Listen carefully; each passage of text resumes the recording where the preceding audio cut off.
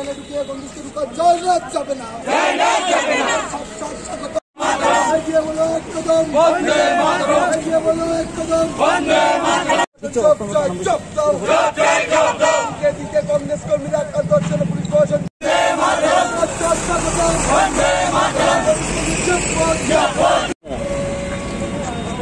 আমরা তার আগে একবার এখানে এসেছিলাম, যুব কংগ্রেসের নেতৃত্বে এখানে ধর্ণা দিয়েছিল। আমাদের ডিমান্ড ছিল যে ডিজি সাহেবের সঙ্গে আলোচনা করা, এবং ওসি সাহেব আমাদের কথা দিয়েছিলেন যে ডিজি সাহেবের সঙ্গে আমাদের একটা অ্যাপয়েন্টমেন্ট করিয়ে দেবেন, আমরা আলোচনা করবো তেলিয়ামুড়ার ঘটনা নিয়ে। কিন্তু দুঃখের সঙ্গে বলতে হয় উনি সেই আলোচনার ব্যবস্থা করেননি। তদুপরি কালকে আমাদের যুব কংগ্রেস সভাপতি উনি অ্যাডভোকেট বটে এবং কোর্টে গিয়েছিলেন জামিনের জন্য, জামিন করাবার জন্য কর্মীদের যাদের বিরুদ্ধে মিথ্যে মামলা দেওয়া হয়েছিল।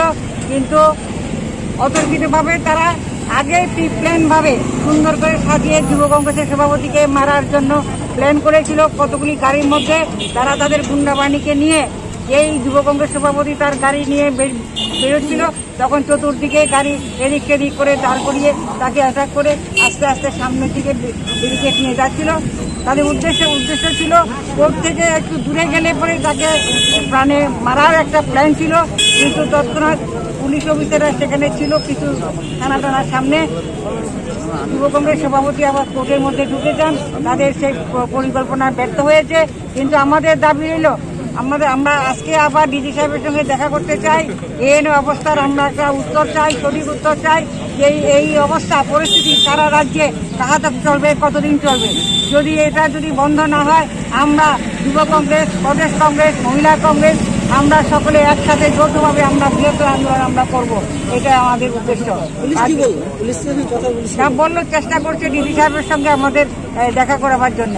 আমরা আছি, আমরা যতক্ষণ 6টা অবধি আমরা অপেক্ষা করব এখানে, যেহেতু 6টার পরে কারফিউ, আমরা দেখা করব এবং আমরা অপেক্ষা করব যতক্ষণ না পর্যন্ত আমাদের সঙ্গে অ্যাপয়েন্টমেন্ট না হয়, ডিসকাশন শুরু করে দেওয়া না হয়। কারণ একটা জিনিস, যেটা বিজেপির সেই চেহারা, আসল চেহারা, গুন্ডা বাহিনীকে লেলিয়ে দিয়ে রাজ্যের পূর্ণ গণতন্ত্রে বিশ্বাসী মানুষকে হেনস্থা করার যে পরিকল্পনা টপ টু বটম, সেটাকে ভাঙতে হবে, সেটাকে রুখতে হবে। যে কোনো মূল্যে আমাদেরকে সেটা সামনাসামনি দাঁড়িয়ে আমাদের সেটাকে রুখতে হবে। এই হলো আমাদের ডিমান্ড।